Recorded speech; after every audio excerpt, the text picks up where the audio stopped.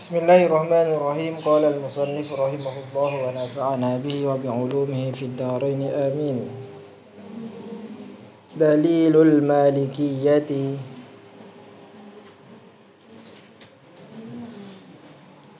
wastadalla al-malikiyyatu ala anna al-basmalata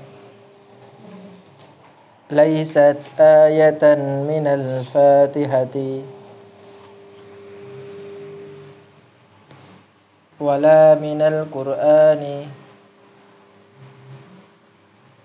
wa innama hiya littabarruki bi adillatin nujizuha fima yali. Kita kemarin membahas tentang polemik perbedaan antara para ulama di dalam permasalahan apakah basmalah termasuk ayat dari Al-Fatihah atau tidak. Pada pertemuan yang lalu kita bahas bahwa Al-Imam Syafi'i dan Ashabus Syafi'iyah menyatakan Al-Fatihah merupakan bagian dari surah basmalah merupakan bagian dari surah Al-Fatihah. Nah, untuk pendapat dari Imam Malik dan pengikutnya, beliau berpendapat bahwa basmalah tidaklah termasuk ayat di dalam surah Al-Fatihah dan juga tidak termasuk di ayat di setiap awal surah sebagaimana kita temukan di dalam Al-Quran. Mereka menyandarkan pendapat mereka ini berdasarkan dalil yang bisa kita sebutkan secara singkat pada poin-poin berikut. Awalan, hadithu Aisyah radhiyallahu anha qalat kana Rasulullah sallallahu alaihi wasallam yaftatihus salata bitakbiri wal qiraati bilhamdulillahi rabbil alamin. Hadis yang pertama yaitu yang datangnya dari Sayyidah Aisyah radhiyallahu anha, istri Nabi Muhammad sallallahu alaihi wasallam.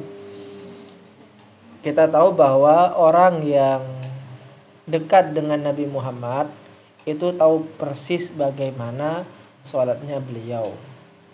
Kenapa? Karena beliau istrinya, tentu sering bersama Rasulullah dan tentu sering pula melihat Rasulullah sholat. Nah, persaksian dari Sayyidah Aisyah, beliau Rasulullah Shallallahu Alaihi Wasallam ketika sholat, maka Rasulullah memulai sholatnya dengan takbiratul ihram, kemudian dilanjutkan dengan membaca Alhamdulillahi Rabbil Alamin. Menariknya di sini Sayyidah Aisyah memulai dengan kata Alhamdulillah, tidak menyebutkan Bismillahirrahmanirrahim, Alhamdulillah. Ini mengindikasikan bahwa surat Al-Fatihah di situ tidak ada basmalahnya. Ini hadis dari Sayyidah Aisyah. Kemudian yang kedua, hadithu Anasa kama fis sahihaini. Hadis yang diriwayatkan oleh sahabat yang bernama Anas bin Malik. Anas bin Malik ini merupakan khadimnya Rasulullah dan juga sering bersama Rasulullah. Kemanapun Rasulullah pergi dan berada, maka di situ ada Anas. Dan kalau sampean pengen tahu seberapa dekat dan juga seberapa sering Sayyiduna Anas ini bersama Rasulullah, maka lihatlah seperti orang yang mempunyai asisten. Orang yang punya asisten pasti akan diikuti oleh asistennya kemanapun. Kalau sampean, mohon maaf satu misal, berkhidmah kepada kiai atau bu nyai, pasti kemanapun beliau pergi biasanya diikutkan. Ada undangan kemana, sampai ikut. pun juga sama dengan sopir, kemanapun juga ikut. Maka ada sisi-sisi yang tidak diketahui oleh kebanyakan santri, justru itu diketahui oleh khodim dan juga supir. Bagaimana kebiasaan kiai, satu misal ketika di dalam mobil, apa yang dilakukan, apakah berzikir atau murojaah atau apapun itu. Nah, itu yang diketahui oleh orang-orang yang terdekat. Nah, ini juga sama, Anas bin Malik, orang terdekatnya Rasulullah, beliau meriwayatkan bagaimana cara sholat Rasulullah Shallallahu Alaihi Wasallam, dan itu diriwayatkan oleh Imam Muslim dan juga Imam Bukhari dalam Sahihaini, Sahih 2, Sahih Muslim dan Sahih Bukhari. Qala sallaitu khalfa Rasulillahi sallallahu alaihi wasallam wa Abi Bakrin wa Umar wa Uthman fakanu yastaftihuna bilhamdulillahi rabbil alamin. Pengakuan dari sahabat Anas ini bahwa saya pernah sholat di belakang Rasulullah, artinya imamnya itu Rasulullah. Kemudian juga saya pernah juga sholat di belakangnya Abu Bakar. Pernah saya juga diimami oleh Abu Bakar. Pernah juga diimami oleh Umar. Pernah juga diimami oleh Uthman. Nah, semuanya ini, beliau-beliau ini memulai sholatnya dengan Alhamdulillahirabbil alamin. Nah, tidak disebutkan di situ Bismillahirrahmanirrahim, Alhamdulillah. Tidak disebutkan. Ini juga mengindikasikan bahwa basmalah tidak termasuk ayat Al-Fatihah. Dan pengakuan Anas ini lebih kuat lagi. Kenapa? Karena ini juga dilakukan oleh Abu Bakar, Umar, dan Utsman. Kalau tadi kan hadisnya Sayyidah Aisyah ini hanya dilakukan oleh Rasulullah. Wa fi riwayatin li Muslimin la yadhkuruna bismillahirrahmanirrahim la fi awwalil qiraati wa la fi akhiriha.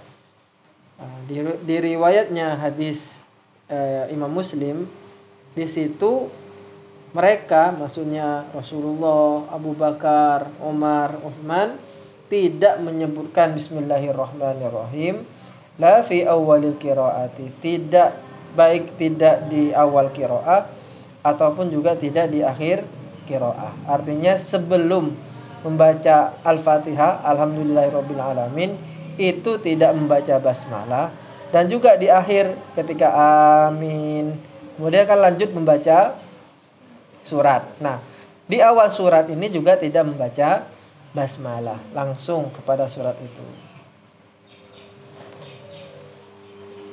Thalithan, wa min ad-dalili annaha laysat ayatan min al-Fatihati hadithu Abi Hurairah qala sami'tu Rasulullah sallallahu alaihi wasallam yaqul.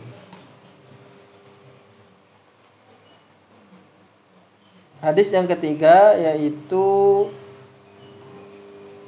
hadis yang datangnya dari Abu Hurairah radhiyallahu anhu, yaitu yang berbunyi, saya mendengar Rasulullah sallallahu alaihi wasallam bersabda, qala Allahu azza wa jal. Ini berarti hadis apa? Hadis qudsi. Hadis qudsi itu adalah hadis yang lafadznya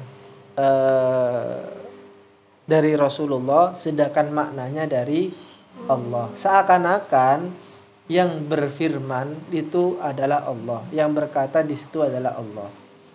Beda dengan Al-Qur'an. Kalau Al-Qur'an itu lafadz dan maknanya dari Allah semua. Rasulullah hanya sebagai perantara dan menyampaikan. Kalau hadis qudsi, jadi maknanya itu dari Allah, sedangkan lafadz yang menyusun lafadznya itu adalah Rasulullah.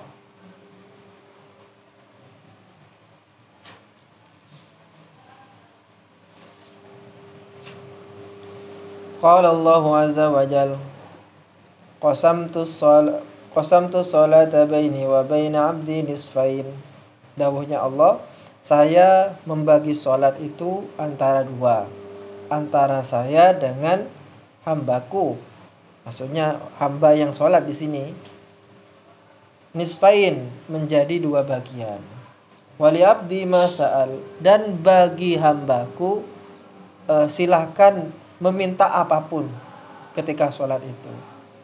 Saking pentingnya sholat, maka Allah Subhanahu wa ta'ala memberi jaminan kepada orang yang sholat itu untuk meminta apapun.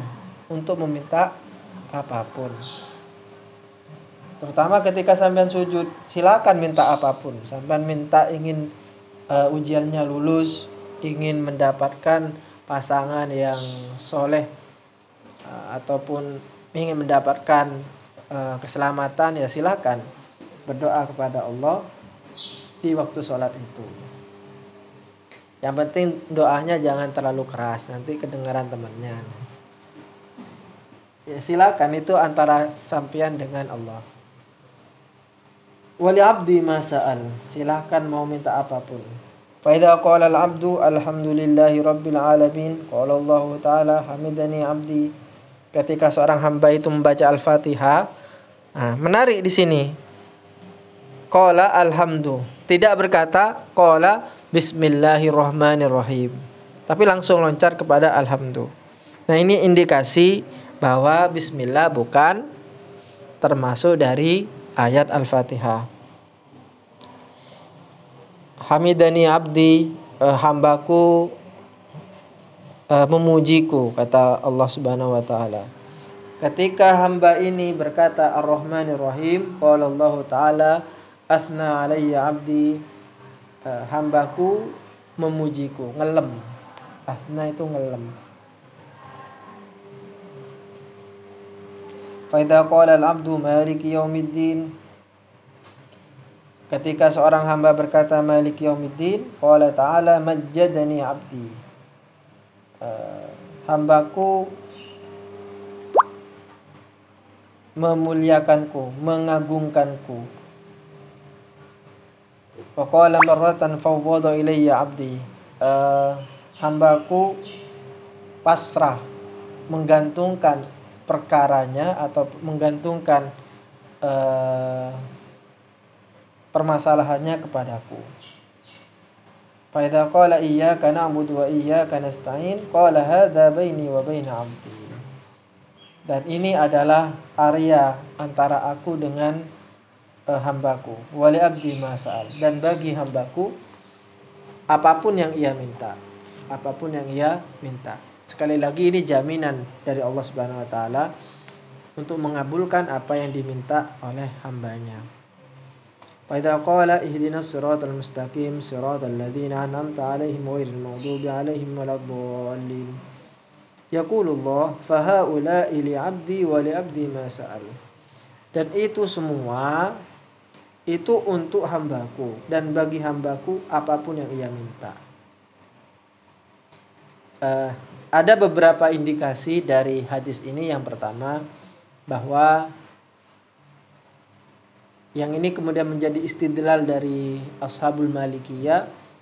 Di situ disebutkan semuanya, di dalam hadis itu semua ayat Al-Fatihah, mulai dari Alhamdulillah sampai waladdallin.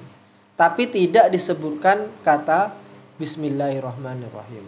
Berarti jelas bahwa basmalah bukan ayat dari Al-Fatihah. Ini yang pertama. Yang kedua, menunjukkan betapa pentingnya sholat. Sehingga sholat itu kemudian dianggap sebagai sesuatu yang rahasia, sesuatu yang romantis kalau lebih tepatnya, antara hamba yang sholat itu dengan Allah Subhanahu wa ta'ala. Yang ketiga, begitu spesialnya sholat, maka ia menjadi tempat untuk kita berdoa. Wali abdi mas'al, dan silakan minta apapun. Nah, itu firman-Nya Allah Subhanahu wa ta'ala. Qalu, para ulama berkata, fa qauluhu subhanahu qasamtus sholata, saya membagi sholat. Sholat di sini maksudnya yuridul fatihata, yaitu Fatihah. Wa sammaha sholatan li'anna sholata la tasihhu illa biha. Kenapa Al-Fatihah disebut dengan sholat? Karena tanpa Al-Fatihah ini sholat itu tidak akan sah, tidak akan dianggap. Falau kanatil basmalatu ayatan minal fatihati la dzukirat fil hadisil qudsi. Andai saja bahwa basmalah itu ayat dari surah Al-Fatihah, maka tentu ia disebutkan di dalam hadis qudsi di atas. Tapi nyatanya kan tidak disebutkan. Kesimpulannya apa? Berarti bukan ayat Al-Fatihah. Yang keempat, rabi'an. Law kanatil basmalatu minal fatihati lakana hunaka tikrarun fir rahmanir rahim fi wasfaini. Jika basmalah itu masuk ayat, maka di sini akan ada pengulangan. Apa yang diulang? Yaitu kata Ar-Rahmanir Rahim.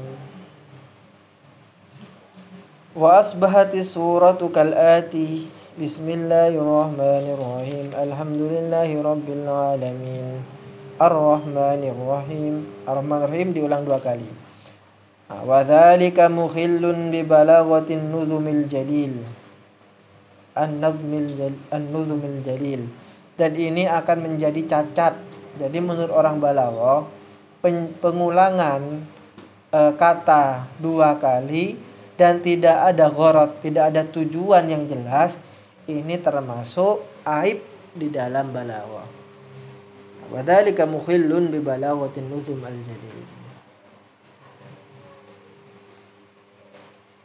Khamisan, yang kelima,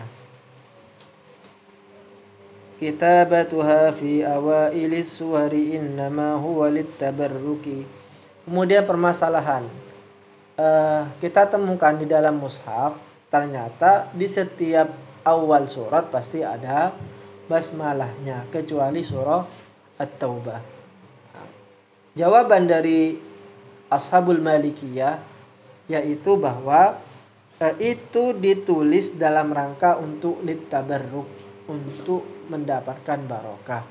Apalagi kita akan diperintahkan untuk memulai sesuatu dengan basmalah. Kullu amrin dzibalin la yubda'u fihi bi bismillah fa huwa abtar. Abtar itu maksudnya kurang barokah. Aqta, terputus. Wal imtitharil amri bi talabiha. Dan dalam rangka untuk menjalankan perintah, yaitu perintah memulai sesuatu dengan basmalah. Wal bad'u biha fi awailil umur, memulai dengan basmalah di segala hal, segala perkara. Wa hiya wa in tawatara kutubuha fi awailis suwari falam yutawatir kaunuhu Qur'anan fiha. Meskipun secara penulisan bahwa basmalah itu ditulis di setiap awal surah, itu diriwayatkan secara mutawatir, tetapi adanya basmalah sebagai bagian dari ayat setiap surah itu tidaklah mutawatir.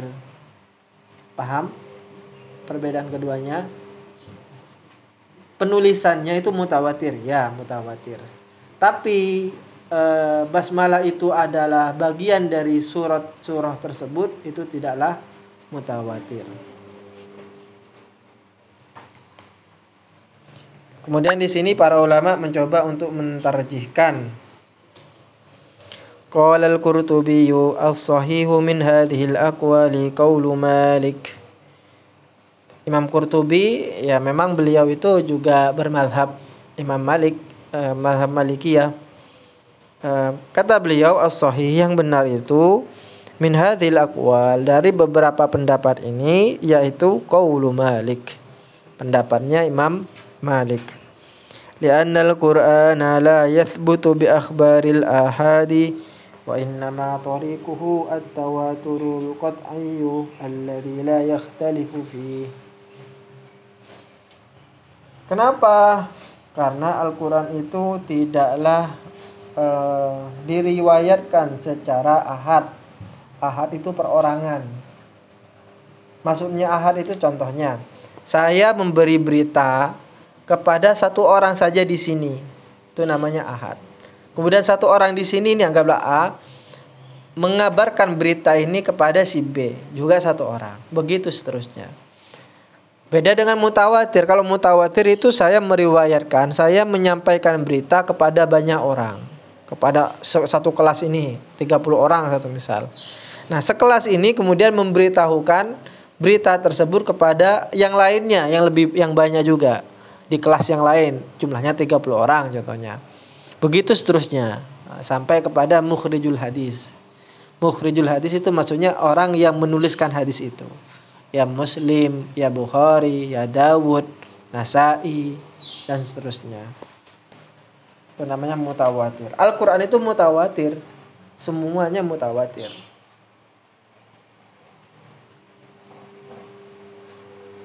Di mana mutawatir yang qat'i ini tidaklah satu orang pun yang berbeda pendapat. Semuanya sepakat, sama. Qala Ibnul Arabi wa yakfika annaha laysat minal Qur'ani ikhtilafun nasi fiha. Dan cukup bagimu bahwa basmalah itu bukan bagian dari Al-Quran, yaitu perbedaan orang di dalam menyikapinya. Wal Qur'anu la yukhtalafa fi. Al-Quran tidaklah disangkakan, tidaklah diperdebatkan. Tidak ada yang beda di sana. Wal akhbarus sihah allati la mat'ana fiha dalatun ala anna al-basmalah laysat bi ayatin min al-Fatihati wala fi ghairiha illa fi an-namli wahdaha. Dan khabar-khabar atau hadis-hadis yang sahih yang tidak ada ta'an di situ. Ta'an itu kalau sampai belajar di dalam ilmu mustalahul hadis ada al-jarhu wa ta'dil. Jadi ketika ada satu rawi yang bermasalah, maka nanti akan ada cacat. Cacat ini kemudian disebut dengan at-ta'nu. Ta'nu itu artinya menikam dari belakang. Menikam dari belakang. Tidak ada hal-hal yang cacat semacam itu.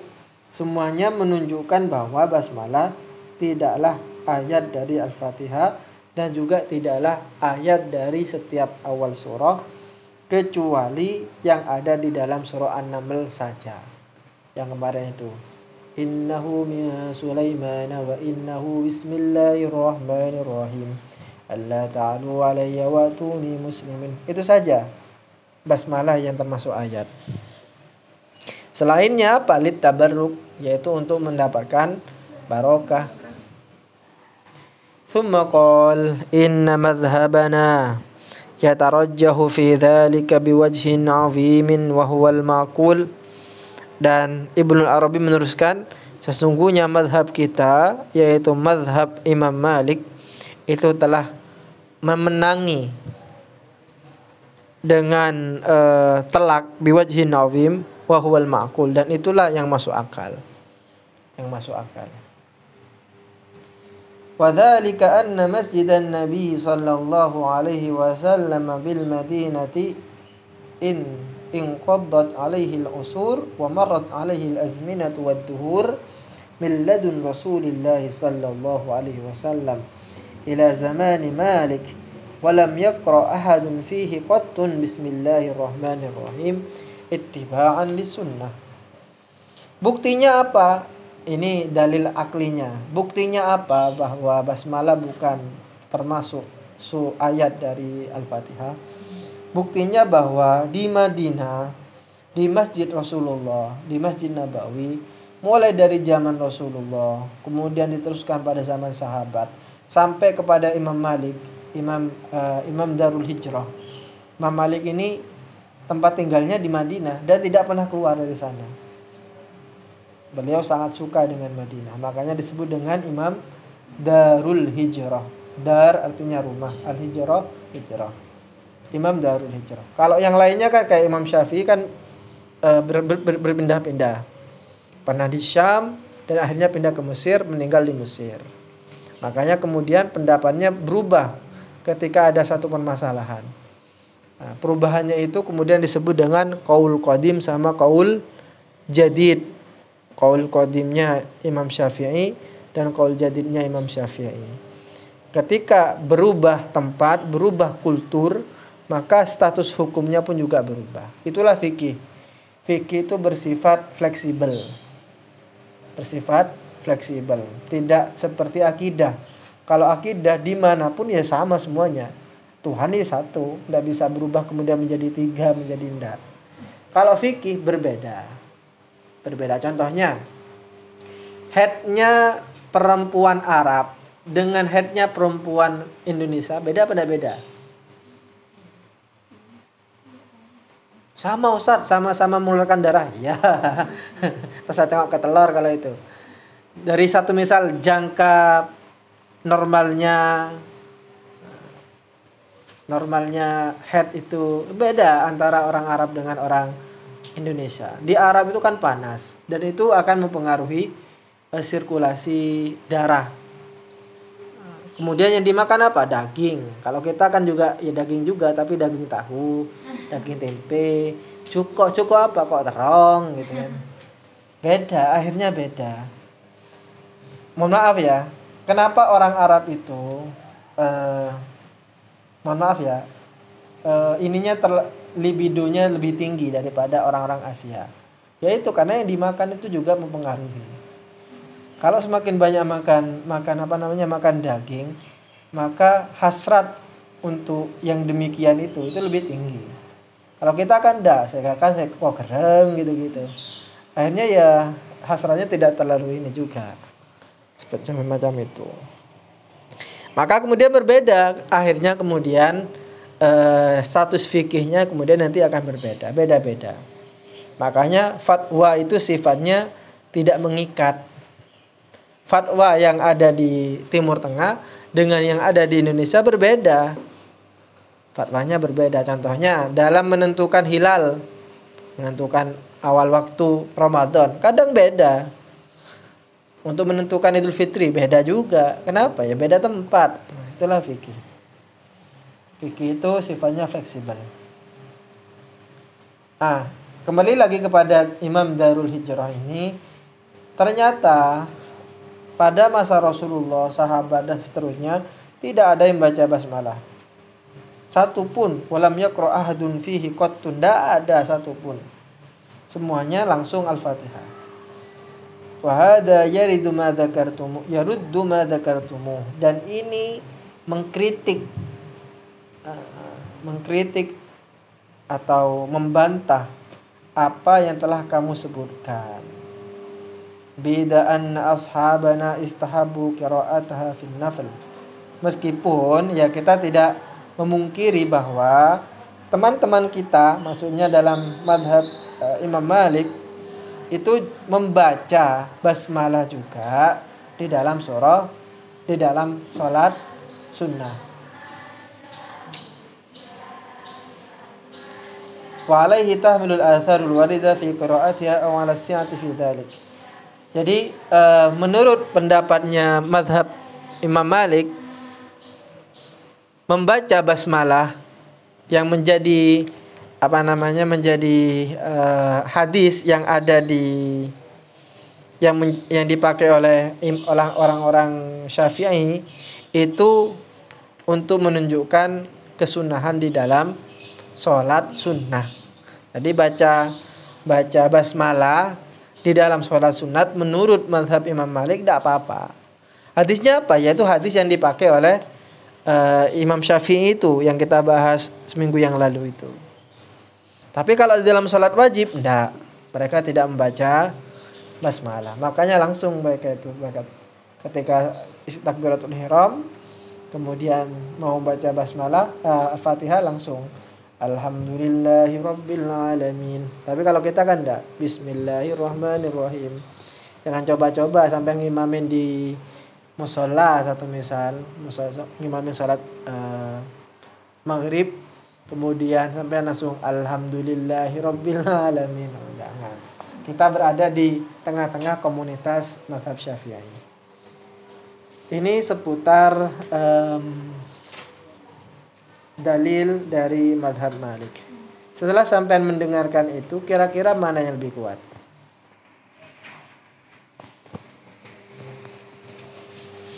Sebelum kita lanjut ke itu, menurut sampean mana yang lebih kuat?